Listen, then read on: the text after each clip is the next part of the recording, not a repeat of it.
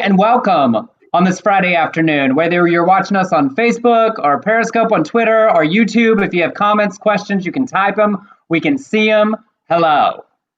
Hello. And tell us why you pissed, Emerson Collins. You were just Okay, sharing. we've talked about it before that the Trump administration has been considering for quite some time rolling back Obama-era protections in healthcare specifically related to trans people. The Obama administration expanded the discrimination protections to include gender identity. And from the beginning, the Trump administration has said, no, we don't think that should be the case. Don't expand to that. They've been working to roll it back. And this afternoon, they introduced the policy to do so. What this means is healthcare providers can discriminate against trans people based on their personally held religious beliefs or because they don't want to. And there's specific instances of this happening. Chase Strangio is a trans legal authority, really. I'm talking about a trans woman in DC who was in a car accident and the people who arrived on the scene laughed at her and she died. This isn't about forcing doctors to do trans surgeries they are not skilled to do. This is about ensuring trans people have equal access and protection to healthcare. And they fucked it this afternoon. Yeah. And it's just one of today I read that because of COVID, they're not going to be able to change the 2016 Republican platform. So it has anti-gay marriage and everything in it. So it's just like, they don't really want to change it. And this shit matters because so many trans people's healthcare is basically funded by fundraising platforms. Like the number of GoFundMes that you see for trans people related to their healthcare, they are the most marginalized in our community. This is a direct attack on them. And it is our responsibility to be here, to be loud about this, because I have said many times, and I will say it again, if you got your equal rights and went home, you weren't fighting for equal rights. You were fighting for your privilege and the access to that. So we have to be a part of this. And because it relates to the other thing we really wanted to talk about, it's not an accident that they did this today on the 4th anniversary of the Pulse massacre. They rolled this out today on this anniversary. He has a rally scheduled on Juneteenth in Tulsa where the Black Wall Street massacre happened. Trump may be too stupid to know what these anniversaries are, but the other people in that building are not, and it's on purpose. It is on purpose, and it's like when 4 years later, when many of us were like still mourning today, then you hear this. It's just with what he did yesterday in Dallas with the Black Lives Matter. It's just one thing after another. So I'm just hoping that this movement and that's going on right now, these protests, that we can actually take this to the polls. It feels like, I mean, that story that you told me the other day, that they're at these rallies are actually registering people. And it just keeps pissing people off, that those dog whistles to that select bullshit. I'm mad because Lady A changed their name yesterday. Will, go to the rallies of his rallies. Yes. And you know that this is just Stephen Miller like jerking off his misogyny, transphobia, homophobia, racism, like all over policies. I swear that that's where so much of this is coming from, is this sad, weird, bigoted man driving these things. Because, really, Trump does not care about healthcare. He is not interested. No, he cares about himself. That's it. Well, it's like these Confederate statues. I swear the only reason he cares about like the base name changes and statues is because in his mind, someday someone's going to build a statue to him, which, hilarious. And then other people are going to want to tear it down because people hate him. Yeah, well, they will. And I don't, who's going to build it even? I mean, he's, those people that'll vote for him. I was watching CNN the other day, and there was this. I wish I need to start writing people's names down that impressed me. But there was this wonderfully articulate African American woman who was talking about how she interviewed George Wallace's daughter, and how she apologized because her dad literally ran on racism. That was, the platform was racism, and she said someday Trump's children, I don't think the children, but maybe the grandchildren will be apologizing for this asshole. Barren at best. Like Ivanka is deep in this. She puts up one more, that stupid pride post she put up. Well, at the beginning of this month. She couldn't even get the rainbow right. She put up a bunch of hearts and she left out the blue one. I was like, you can't even make a rainbow correctly. Also, talk to your dad.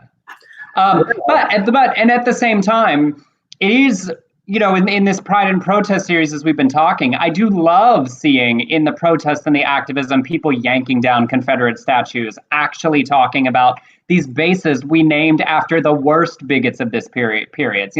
People love to get off in the weeds about that. Like, it was a different time and everybody was racist. And yeah, everybody was racist, but we're talking about some people who were actively worse than even their peer group that were terrible.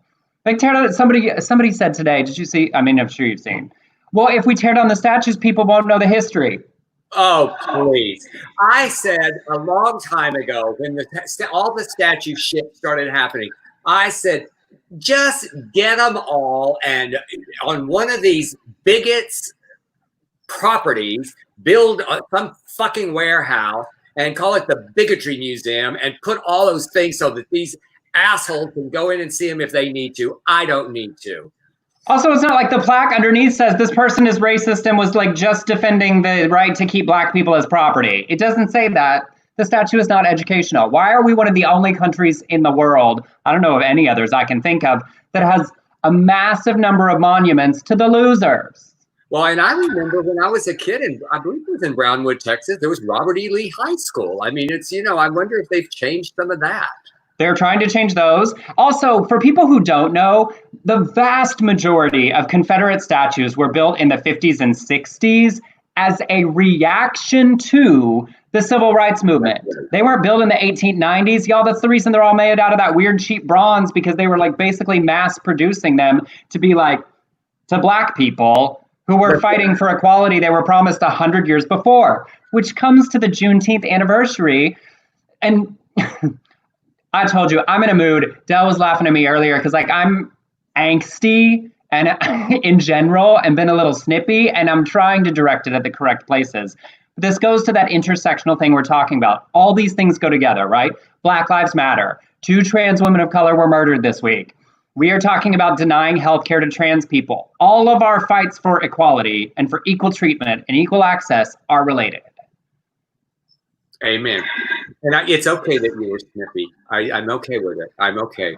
Well, as we've often said, look, there's certain things about ourselves we're not going to change and we have to accept them. That I'm a little snippy is one that in my life some people have to accept. That people are racist and do and say racist things are not things we have to accept. That's right. That's right. And you're not that snippy. I mean, I as I teach in my writing classes and my acting classes, I go scratch deeper. What's that behavior really about? What is that really about? It's really about something else. So, and at the same time, this movement is seeing definitive change, even if not as big as what people want right away. The NASCAR getting rid of the Confederate flags, I would never have believed that. Oh, and then, well, I'm not going. Yeah, well, just go to one of those things where the mud goes on the tires. Go to that. I'm sure they'll have one there. And I guess one driver today said, "Oh, I'm not going to drive." Well, good. Go fuck yourself and take your flag and shove it up your bigoted ass. That's the way I feel about it. I get so fucking tired of people defending the Confederate flag and saying it's my Southern pride. It is my Southern shame, y'all, and it should be all of our Southern shame. And going back to what you said about the statue, see, now I started calmer than you, and now you've got me worked up. Remember when South Carolina, which I love that person that got up there and just pulled that flag down and just like it. They put that up. They started flying that flag during the civil rights movement as a fuck you to the civil rights movement. So let's do our real history, people, instead of saying, "Oh no, it's my Southern." I had a discussion when I was playing Timberfell Lodge, and I loved the guys there, but someone was flying a Confederate flag, and I said, "Do you understand? Do you understand?" No, it's my Southern pride, and I marked this black queen over there, and I said, "I want you to tell him how that makes you feel," and he said, "Not so good." Also, we in that. I've always found that argument like logically sad, right? Like if the only thing you have to have pride in is being from the losing side of a war to keep people as property. Do more with your life. You know, like I love being from Texas. It's literally on my shirt, and I didn't even wear this to talk about this. I think it's cute. And Blake's cousin Casey has a t-shirt company. I love being from Texas. I do not like have to be great with everything Texas did to people in the past to be okay with loving being from Texas now. Like it's the weirdest defense. Do you know what I mean? Like, yeah, I so agree. I mean, did you see the mayor that was going all lives matter? And I don't believe that there is any racism. And you saw the Texas mayor, right? This woman who just looked like she came right out of one of my plays, in the congregation.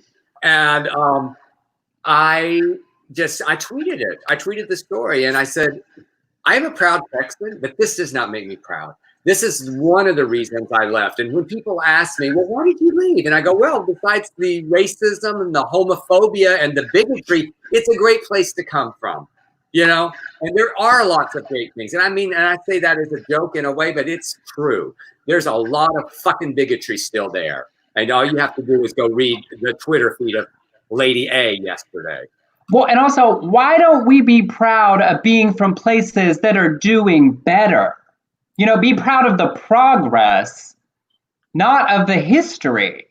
Like you know what I mean? Like be proud that our states are doing better, that the South has done better, that we are fighting for equality in the places we are from and live, rather than this weird ass flag that Black people have definitively said looks like you're just defending the fight for racism, whether that's what you mean or not.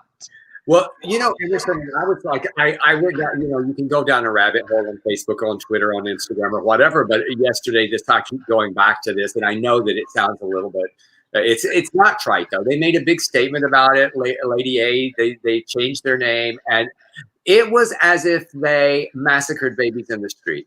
You should, and what was crazy is on Facebook, I saw Confederate flags in the comments. Like people, instead of, we've changed ours to Black Lives Matter, they changed their profile picture to Confederate flags. So, great. Show me your racism so we know. I guess there it is. Now we can see you. The Lady A thing, not to fall too far down this rabbit hole. Today, there is a Black blues singer who has had a career for 20 years, whose name is Lady A. Oh. And it seems that they did not research that. And so it seems like there's going to be some negotiations or things that need to happen. I mean, clearly their heart's in the right place and they're acknowledging that, but that definitely seemed like that might have been something we should research. How about Hillary and company? How about Hillary and the boys? Yes. Just Lady. A little trivia for those of you who you don't know that I love music trivia. Hillary Scott's mother is Linda Davis, who had the duet with Reba McEntire. Does He Love Me? Shut up! I didn't know that. You didn't know that? See? No. There you go. I gave you. I love that so much. Okay. I'm sure that I'm right, but I'm pretty sure I'm right. While he does that, hello everyone and welcome. Continuing our Pride and Protest Month series, and challenging ourselves and each other to be active and participatory in the important conversations that are happening. Thank you for being with us. Wherever you're watching the broadcast, we can see your comments. Please share the broadcast with your friends. Don't hide us in the corner like a dirty little secret. As we get on through the LGBTQ news and nonsense. Hello. Yes, and welcome, and thank you for joining us, and thank you for letting us rant a little bit. And I promise, and we have no guests today; it's just us, and our guests will be our rants. How's that? We're enough. Yeah, we will be enough today. Are you leading us off with a story? No, yours is first. Oh, mine's first. I guess I should read the script. All right. We ready for these? All right. Yes. In a pair of tweets, Trump said radical left governor at Jay Inslee and the mayor of Seattle are being taunted and played at a level that our great country has never seen before. Take back your city now. If you don't Do it. I will. This is not a game. I wish I could do a good impersonation. These ugly anarchists must be stopped. He said, scoot immediately. Scoot. Move fast. Then domestic terrorists have taken over Seattle, run by radical left Democrats. Of course, law and order. Of course, law and order. That's just not, it doesn't track well. So, see, it's like I would rewrite that. I would go back and rewrite that so it would flow just a little bit better. So Seattle Mayor Jimmy Durkin, the city's first out lesbian mayor, tweeted back, "Make us all safe. Go back to your bunker. Hashtag Black Lives Matter." Of course, referencing Trump being in the bunker, shivering like a chihuahua, which he later said he only went to inspect. Bullshit, bullshit, bullshit. Before William Barr contradicted it, saying the Secret Service recommended that Trump go to the bunker. So I guess Melania needed to go and do a little inspection to make sure there wasn't dust down there. Anyway, I've got off the script. So, okay. So Washington Governor Jay Inslee responded as well, making fun of the typo in the president's tweet. A man who is totally incapable of governing should stay out of Washington state business. Stoop tweeting. Demonstrators briefly took over Seattle City Hall, calling on Durkin to defund the police department and demanding that she resign. Protesters also have occupied roughly 6 blocks of the Capitol Hill area, declaring it a police-free autonomous zone. And police have vacated their station there, but are negotiating with protesters to reopen it. So that's where it all came from.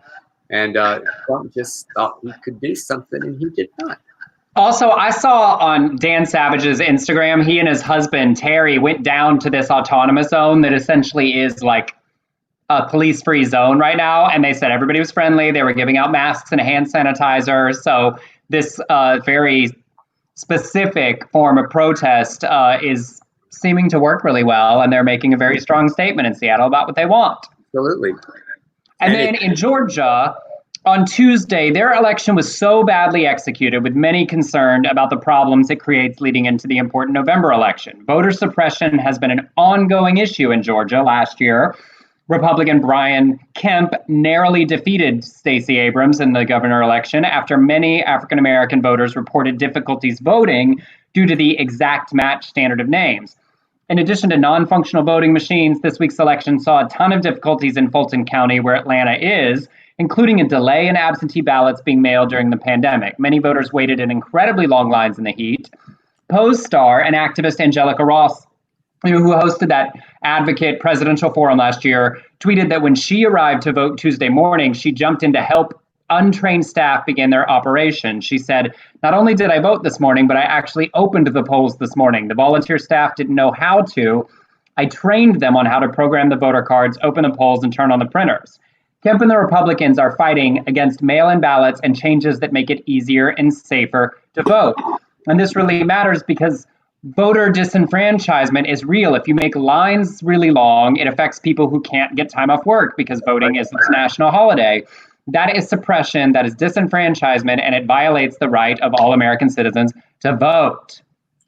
Yeah, and it's like, I mean, how many times have you gone to the supermarket and there's a big old line, you go, "I'll come later," when it's outside. That's just the way it is. And it's a privilege for those of us who can. Our last election with the new voting system in LA, I waited 3 hours to vote. It's a privilege that my life affords me the ability to show up and go, "Oh, I can stand here as long as necessary." Well, it becomes classist and elitist to require such an enormous time commitment for people who work jobs or have families, single parents. There are many complications to devoting that much time. And I did the early voting last time. Remember because you did it the day of, and because you love to do that. And I thought, no, I don't want those lines. So I went early right here to the Hollywood Bowl. I live in the Hollywood Bowl, y'all, just right inside it. And there was nobody. Nobody was there. But, I said it the other day, but I just feel like if we can just take this to the polls, and maybe a lot of absentee will piss him off, just vote absentee. And then on the day of the election, we just take I voted. Now y'all go vote. And but as we talk about all of these issues, and one of these answers is it's important that you vote. If it's hard to vote, then that, Mark said they also had a hard time in West Georgia to vote. My friends there had to wait hours and no provisional ballots. So one of the ways a very specific kind of Republican is making it harder to vote controls who gets to vote. Okay.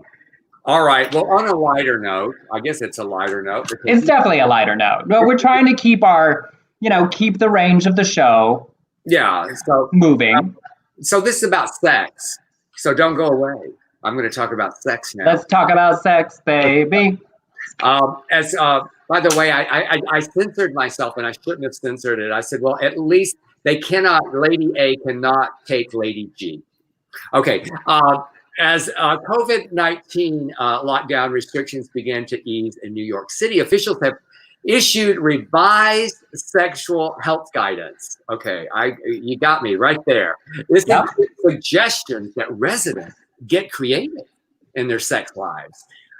In the new guidelines, it states sex is a normal part of life and should always be with the consent of all parties.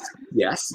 Decisions about sex and sexuality need to be balanced with personal and public health. During this extended public health emergency, people will and should have sex. They're encouraging it. Consider using harm reduction strategies to reduce the risk to yourself, your partners, and our community. It goes on to reiterate that the ways that COVID-19 is spread, but also notes the virus has been found in the semen and feces of people with COVID-19. Okay, it says it's best to have sex with someone you live with. Well, that would be 3 chihuahuas for me. So that please don't. No, not going to go there. Not going to go there. If you do have sex with others outside of your household, have as few partners as possible and pick partners you trust. Talk about COVID-19 risk factors, just as you would discuss PrEP or condoms and other safe sex topics. Ask them about COVID-19 before you hook up. If they're coughing, I pass. It says threesome or large gathering increase the risk of the virus spreading. Now, early on when I told you that I was watching that 11-man orgy from Lucas Entertainment, and you said that's one more than they recommend. Well, now it's down to 3, not even threesomes. That's a large gathering. Throuples and under, that's it. That's it. And so those who use hookup apps, take note. If you usually meet your sex partner online or partners or make a living by having sex, consider taking a break from in-person dates and do video dates or sexting or subscription-based fan platforms or sexy Zoom parties. But then we did a story where Zoom was frowning on that. I think they just said that. Or chat rooms may be an option for you. Like AOL? Will they be back to the AOL? They're like reaching back to dial-up. It's a dial-up dick. I was always, that's where you get hard, right there. Oh, is it going to go over? So for sex, it suggests you can wear a face mask covering your face. Maybe it's your thing, maybe it's not, but during COVID-19, wearing a face mask that covers your nose and mouth is a good way to add a layer of protection during sex. And heavy breathing and panting can spread the virus further. And oh goodness. And if you or your partner have COVID-19 and don't know it, a mask can stop that spread, and it can also make it a little kinky. Be creative with sexual positions and physical barriers like walls that allow sexual contact while preventing close face-to-face contact. And the other day, I guess many of you are following our friend Leslie Jordan on Instagram, and he found some article where in Sweden, where I guess that prostitution is legal, they put out some guidelines, and they recommended the reverse cowgirl and doggy style. Yes. So the reverse cowgirl, reverse and here. And then, yeah. So and also, I mean, a huge resurgence in glory holes. I mean, a wood barrier, go old school, dial up for dick, Glory holes, cowgirl. But Seaman has COVID. Yep. So be careful. And also use a mask. Make it kinky. Make it try outfits like Valentina on Drag Race. I'd like to keep it on, please. I will say, except from the silly, I love that they covered the full range. That definitely gave directions for sex workers without shaming sex workers. Clearly said, if you're an in-person clients, maybe it's time to try OnlyFans and various outlets that allow you to be as safe as possible. They all but said the website. Be like, they need to get a sponsorship. I mean, there's several choices, but that's clearly the reigning example. All right. And in similarly nonsensical stories, 75-year-old John Coolman was at a popular gay bar in Ferndale, Michigan 4 days before Christmas last year when he allegedly grabbed a man's butt twice before punching his friend in the face, then offered him money for sex, then started a fight that had nearly everyone inside the establishment throwing punches at one another. Sergeant Baron Brown told a court this week, Mr. Coolman twice grabbed the victim's buttocks without permission. The victim's friend intervened and told the suspect to stop. At that point, the friend claims Coolman socked him in the face. After grabbing the victim, Coolman made a statement to the victim that he had a lot of money and asked the victim if he wanted to go home with him. Employees saw the punch, and as they kicked him out, he began punching them, leading to the brawl. Police said when we arrived, we found a pile of people on the floor in the bar with Coolman trying to get up and get away. He's charged with fourth-degree criminal sexual conduct, which is punishable up to 2 years in prison. Sir, don't grab people's asses. And those anger issues, Coleman. Like the journey of this probably drunk person, let's be honest, grabbed somebody's ass, punched his friend in the face, and then said, can I pay you to go home with me? Like, sorry, I just punched your friend in the face, but I still like that ass that I grabbed, and I'll pay you for it. That's a journey. And you got arrested. Well, consent matters. Don't be grabbing people's asses. No, you should not. That's all right. But that goes back to what I used to say when you in the gay bar, when someone grabs your ass, you go, hey, hey. It depends. Well, our personal hypocrisies don't change the rules of engagement. They do not. All right. So Tommy Varela grew up in Ketchikan, Alaska, and plans to marry his fiancee, Stephen Kosak, there in August and live there after their wedding. So Varela's mother, Kathleen Grigo Varela, last week called a Ketchikan flower shop Heavenly Creations. There's your clue, heavenly. To inquire about flowers for the wedding and ask if the owner would be okay with a same-sex couple. Tommy said after about 30 seconds or so, the woman responded with a nervous giggle and said, yeah, no, I'm not okay with that. So I won't be able to help you. His mother posted about the encounter on Facebook, saying, we assume this florist would welcome and support the business of its locals. It never crossed my mind a request for flowers of all things would be denied due to this being a wedding celebrating legally the love of two grooms.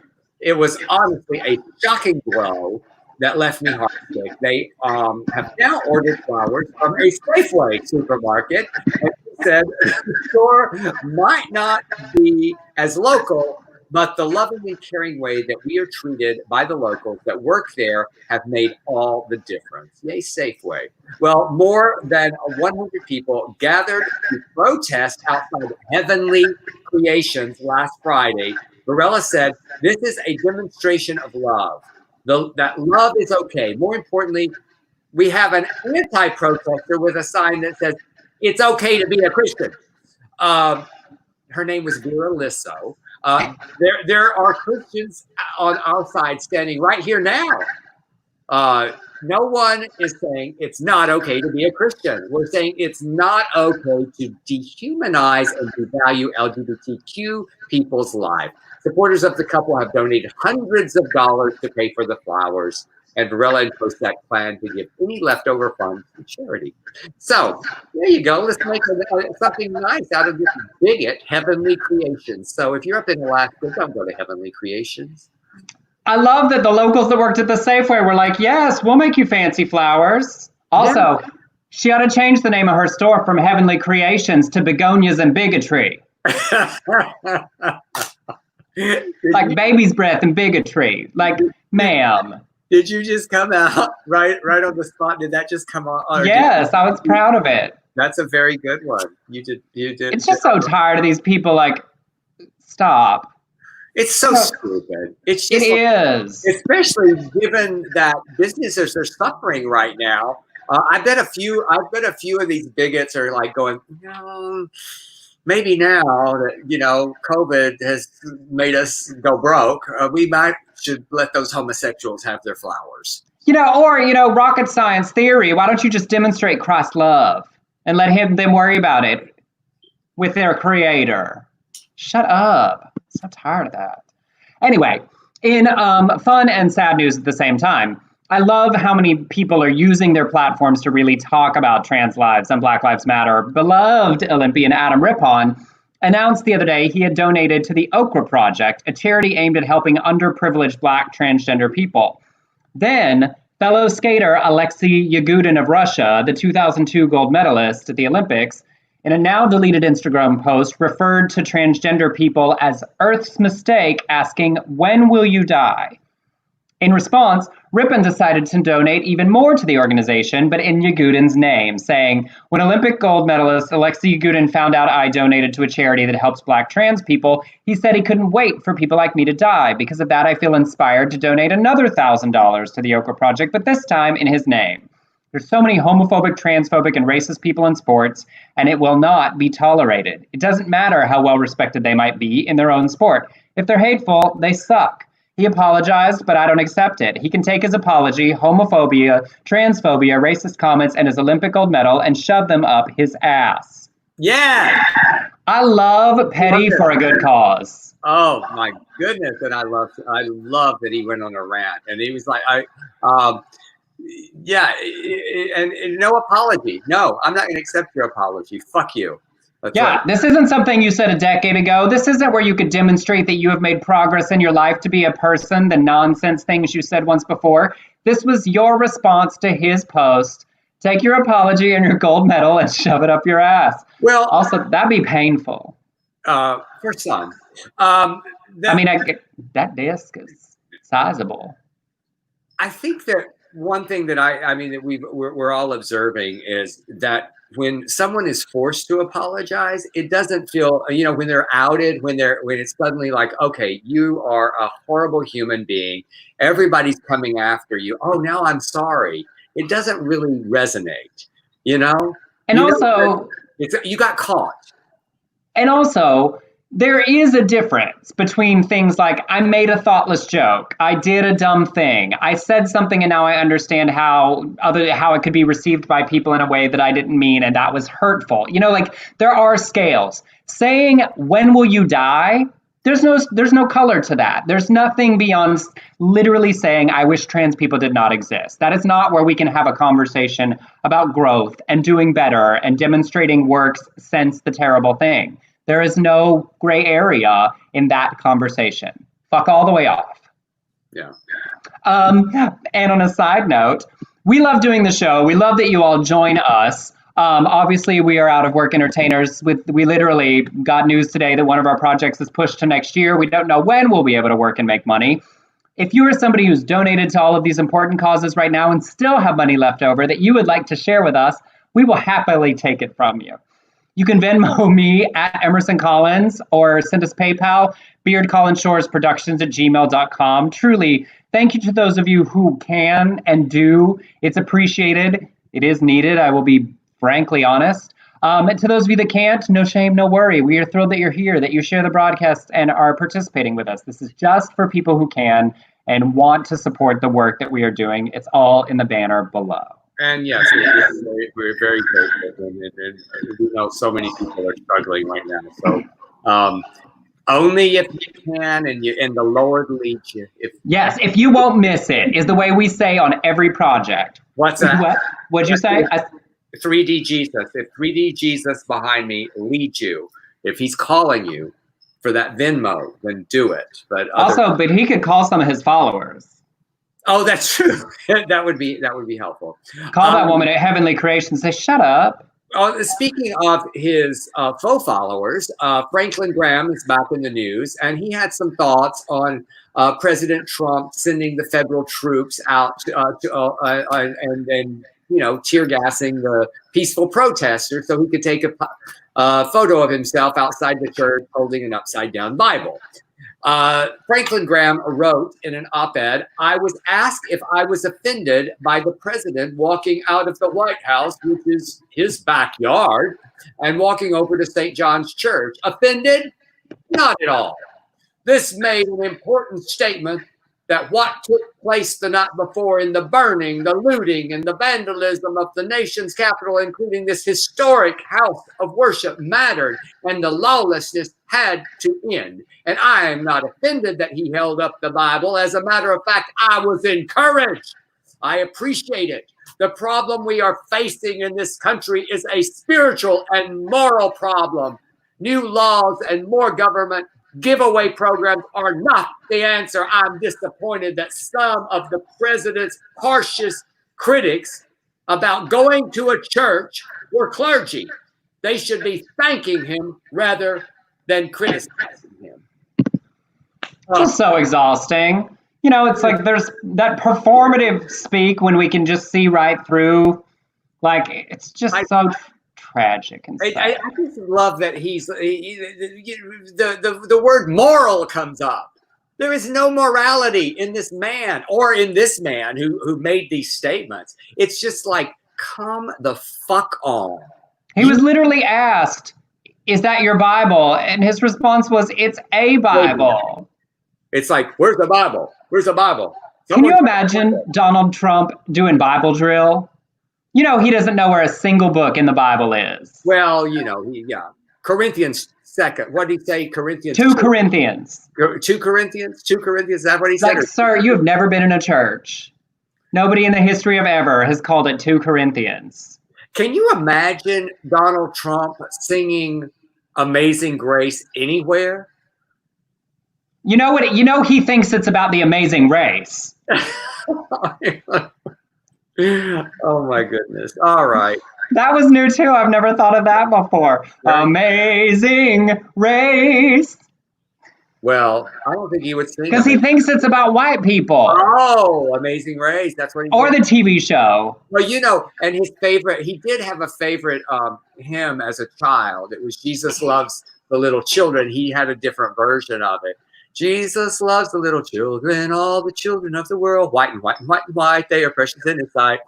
Have to give props to Greater Tuna Plays. Correct. Oh, I love it. Bless his bigoted heart. All right. A fun celebration in the trans community. It's been a tough week with 2 Black trans women murdered and J.K. Rowling and all of that nonsense. So a celebration. Rosemary Ketchum has just become the first openly trans person elected to office in West Virginia. And when she takes office, will be one of only 4 LGBTQ plus people to hold public office in the state. She had the endorsement of the Victory Fund, which issued a statement from President and CEO, former Houston Mayor that we know and love, Anise Parker, saying Rosemary has shattered a lavender ceiling in West Virginia and will join the growing number of out trans elected officials serving nationwide. Trans people are severely underrepresented in elected office. We know Rosemary's race will inspire other trans people from conservative states to consider a run for office in their communities. That virtuous cycle is the key to building trans acceptance and political power.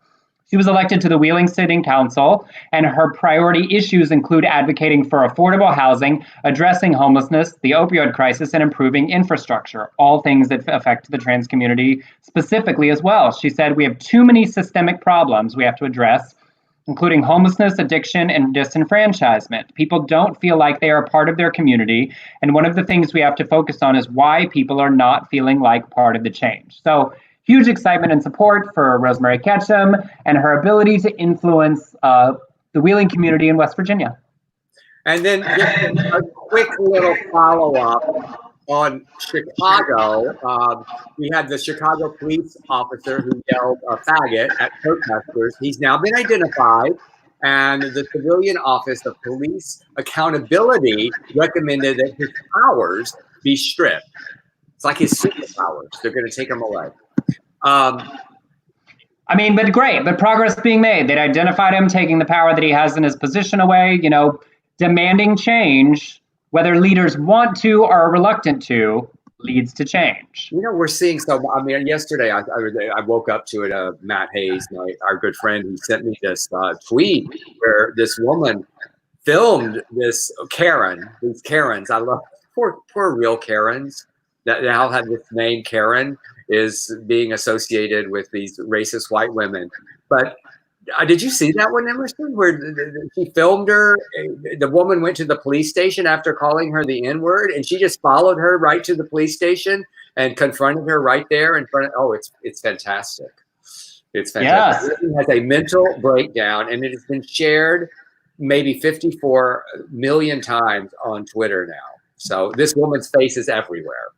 I'm going to take you out and put you right back in because one or two people said there was an echo. See if this helps. That's right. See if that helps at all. And it's Pride Month, and for many people, it's still a journey to coming out.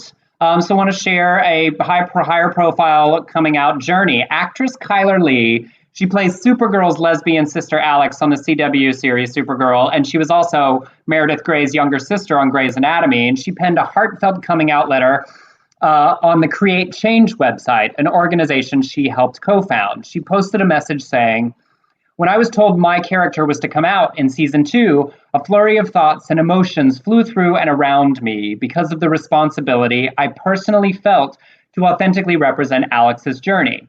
What I didn't realize was how the scene where she finally confessed her truth would leap off the pages of the script and genuinely become a variation of my own in real life. My heart felt like it was going to beat out of my chest each take we filmed, every time presenting another opportunity to get those honest words out of my mouth. Though they don't exactly match my personal dialogue, the heart behind it surely did." Now, Lee was born in North Carolina, raised in Virginia, and wrote about how Alex's coming out spurred anti-LGBTQ rhetoric from some of her friends. She said, "Here's the kicker, though. Since that episode aired, I was told from dear friends that they would no longer watch the show because of the fact that Alex's journey took a turn from their less than acceptable beliefs. Soon after, they began to distance themselves, and eventually my family and I were outcast, marking the loss of many folks we loved. It's been a long and lonely road for both my husband and myself, but I can wholeheartedly say that after all these years, he and I are still discovering the depths of ourselves and each other, but through our journey, we've learned to be proud of who we are, no matter the cost." She and actor Nathan West have 3 kids. And I felt like that speaks so much to our experience, coming from, it sounds clearly like religious place in the South, and even being a very successful actress, still having that be the reaction from people who say they love her and say they love her show, saying they couldn't watch it anymore because her character came out. Well, so we are still on that journey as well. It's legal and social and cultural and religious. We are fighting these battles on many fronts at many levels. All right, just back to silly news. A man in India went to a hospital in northeastern India claiming he had ingested some earphones. According to the hospital's general surgeon, doctors had to perform surgery when they could not find what he said he had, and they prescribed him laxatives. The surgeon said he came to us after 5 days, and despite asking stool several times, the cable did not come out. So they had to conduct a surgery, and the patient complained of severe pain. They decided to perform the surgery, and they found out there was nothing in his intestines. An X-ray then revealed, they should have started with that, the man had a 2-foot-long charging cable in his bladder, which was inserted. It's hurting to read this. Yeah, his urethra. I mean, how in the world, Emerson? It's just like, why would you? That's a lot of effort and a lot of. Now, I know that there is a particular kink referred to as sounding that is about sticking things through your urethra. But a 2-foot cable, sir, were you trying to pull it out your mouth? Like what? That's And at some point, you have to be like, stop. I'm done. You know, that's too much. Did anybody else cringe hearing that story? Like when I read it, I was like, really? Also, the other thing about like, once you get to the hospital, stop lying. You know, whatever the embarrassing thing you did is, that is the reason you were in an emergency room or in pain, you got to be like, I don't know. I tried to fuck my phone and stuck a charger up my penis, and now I can't get it out. Like, you got to just say the words. Or you could say it more, you know, my urethra. Because that also means for medical. Mm-hmm. I mean, that is what y'all, like, once upon a time, I definitely had to say to my doctor, you know, my anus. It felt weird. It feels weird saying to your doctor, my butthole. But like, he had extra procedures because he didn't tell him the truth. Like, he spent more money rather than just being like, I know you're going to think I'm weird, but I stuck a 2-foot cable up my penis and I can't get it back out. And what was going on with your anus? Nothing, just like, you know, in general checkups and things like that. Would you check my anus? Would you just check it? You know, I'm a man now. You know, I'm not 20 anymore. It's important to be, you know, checking up on health things. Yeah. Okay.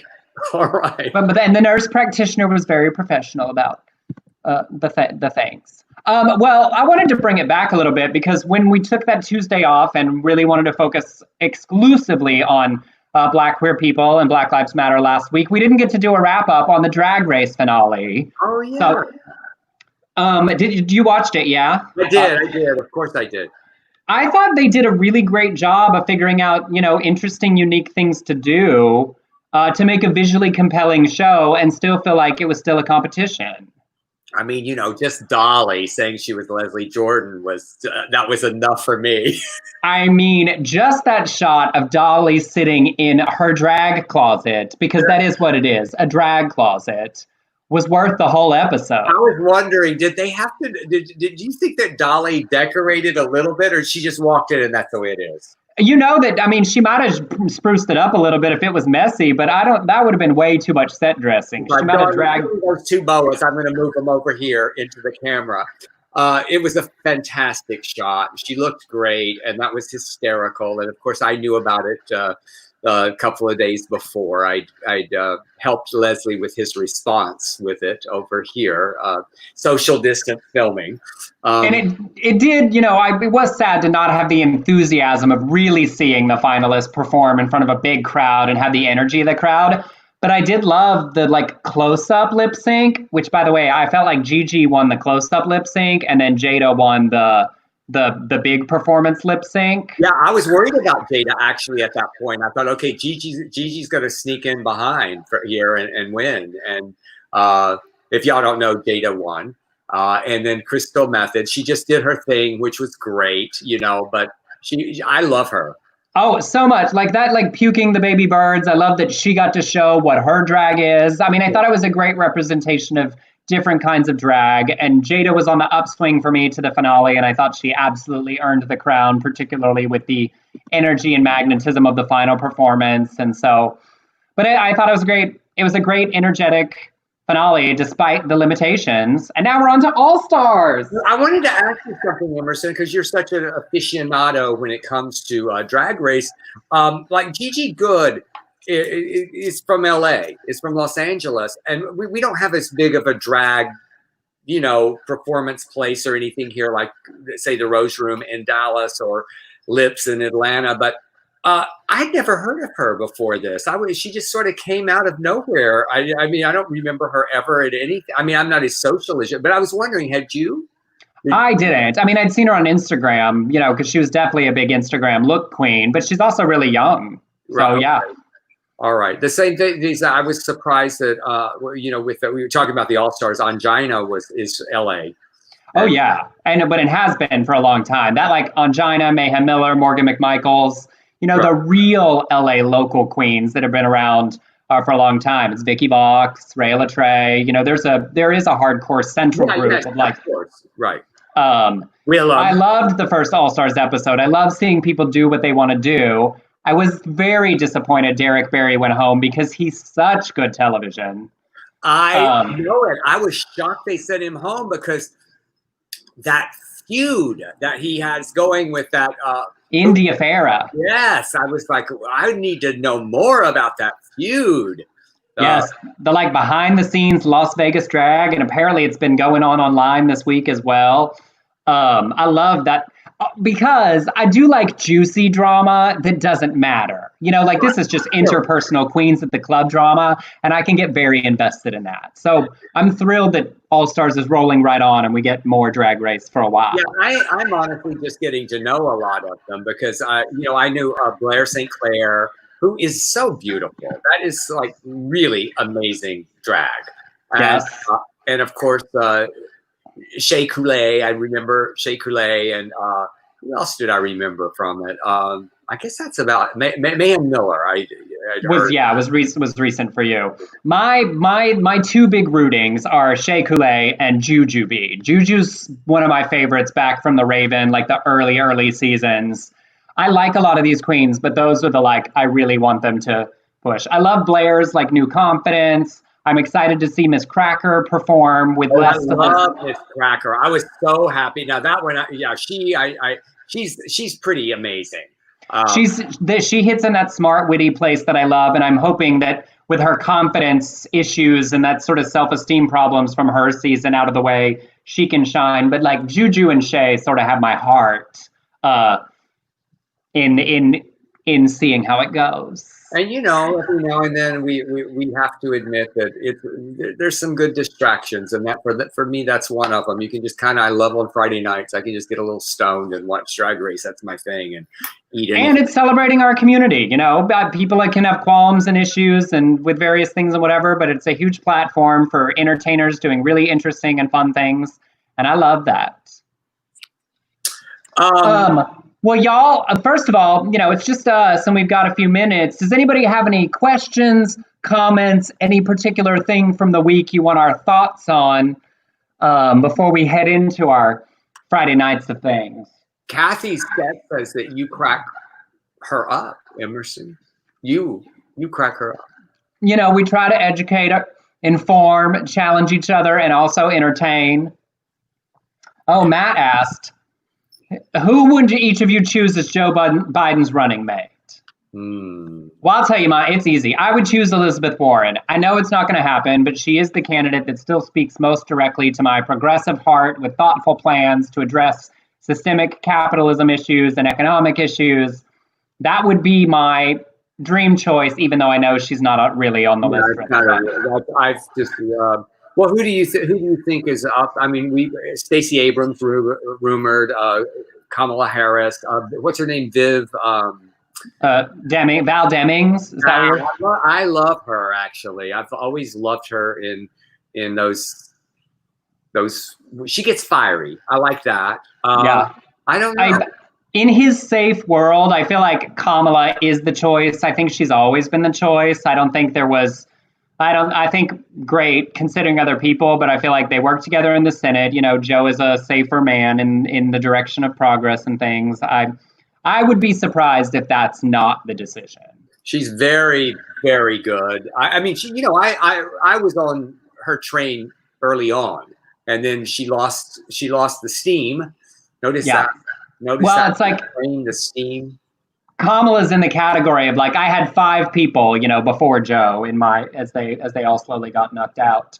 But Joe's the choice. We're going to drive him home and do better, and we're going to push him to do better and be stronger on issues we care about and drive him to enact the policies we want. Anything else, y'all? Stacey Abrams would be a good pick, someone said, and Miss Val from Florida. Yes.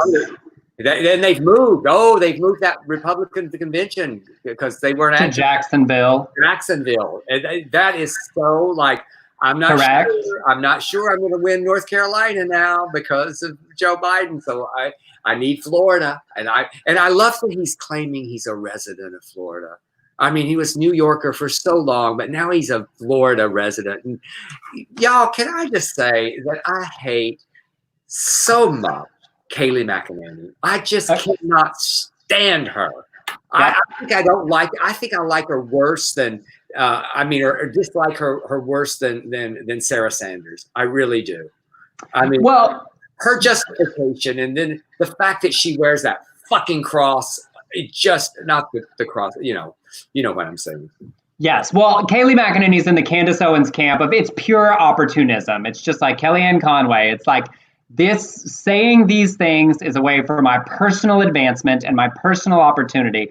For better or for worse, I think Sarah Sanders actually thinks some of the ridiculous things she said coming from Mike Huckabee and that specific kind of bigoted religious conservatism. Kayleigh McEnany, it's pure opportunism. CNN gave her a platform, and CNN did this. Yes. CNN gave her a platform because she was willing to support anything Trump said on those panels to have those back and forth conversations. Right. Trump saw her and liked her, and now she's in the White House. You know who I was thinking about, Emerson? I'm just going to go off topic. I was thinking, where is Terrence Denard? We have not heard him speak out on the Black Lives Matter movement. Good. Anyway, well, we've covered a lot today, but let's going back to, I'm wearing this today for the Orlando Ribbon Project, where I stopped by and they gave me. I am on the wrong side. I do that all the time, but to remember those 49 that lost their lives, and yes, just that, I don't know. You go to those places where you go. I remember waking up that morning, that Saturday morning, and it was LA Pride. And did you know about it the night before? Because I'm a night person, I was in Laguna Beach doing buyer and seller. We were in between the two parts of shooting a very sort of wedding, and I was up late and saw it happening on Twitter and online and was watching the live feeds out of Florida. So yeah, I watched it happen that night in real time. Yeah, I woke up to it and I remember it was just, I remember how emotional it was. And then the fact that we had Pride that day, and there was that moment where do we go? And they had actually, and then on the news comes that they had arrested someone coming to our Pride with some bomb or something. And I thought, I have to go. I don't know about you. We had to. We can't let them do this to us. And but anyway, this is 4 years ago. These 49 lost their lives, and there has been no progress, really, not that much on gun control. So we remember them today. We lift up the Orlando community. It was a Latin night. Check on your Latinx queer friends today. We often, as we've seen with Black Lives Matter, we as white people aren't as aware that there's a tragedy, and there's a double layer of a tragedy for people that are marginalized in multiple levels. So be kind to each other, rest yourself, take care of yourself. We're in these fights for the long haul, and we're grateful you all joined us today. And do want to also, as we talk about this, thank you to Jonathan and Allison for your contributions to our show. We are grateful to the people who can contribute to us being able to continue to do this. We do try to work hard to bring you stories we think you'll care about, stories that you want to know about, and those little donations do support us doing that. Shout out to Victor and Erica. There's so many that have been very good to us. And Bob, thank you. So however you spend your weekend, take care of yourself, make time for yourself, and jump back into the fights. Give each other some virtual love. We love you. Bye, friends. Bye.